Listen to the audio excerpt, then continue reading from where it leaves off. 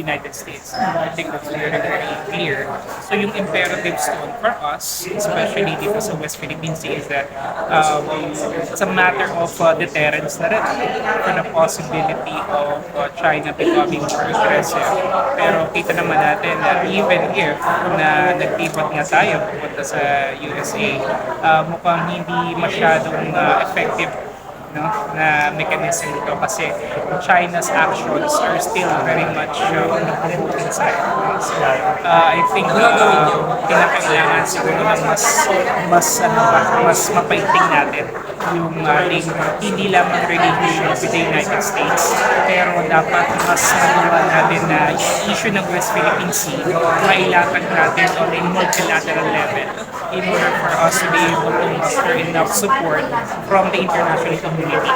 And siguro maganda rin in the future if the Philippines will consider becoming a formal part of the Quad or other regional organizations na ang aim talaga tugunan itong problema natin.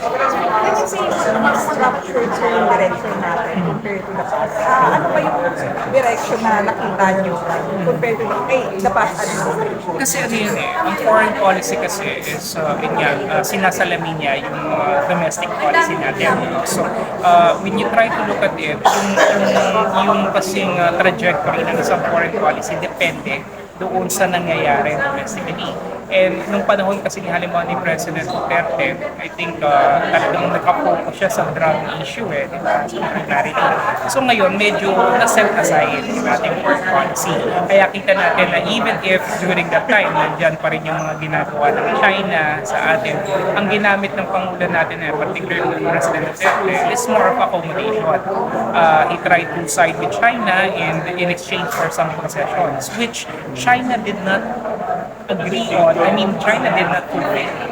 Diba? Naniwala tayo na pag binigay natin to, magkakaroon ng palitan, pero hindi nangyari. So, I think this is the reason kung bakit biglang umihit itong si President Marcos from China towards the US. Pero hindi naman nangangahulugan na yung pagpihit natin politically to US doesn't mean that we're dropping any kind of relations that we have with China, because economically, China is still one of our largest trading partners. So you can say naman sir na our engagement with our other countries is balanced in a way. In a way, Na hindi natin pero iba kasi ang West Philippine Sea, because West Philippine Sea is not just an economic issue, it's more of a political, security, and military issue.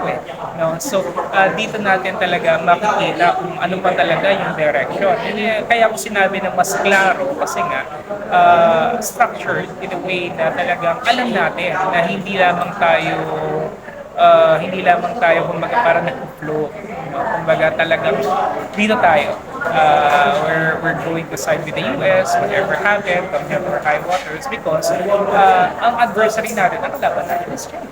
Diba? And it's an issue right now of geopolitics talaga between the balance of power between US and China. Tayo nandun lamang sa gitna. Okay? Kaya wala tayong choice kundi talaga pumili. Hindi naman tayo po pwedeng bumangka sa pareho. beyond West Philippines naman, what do you make of the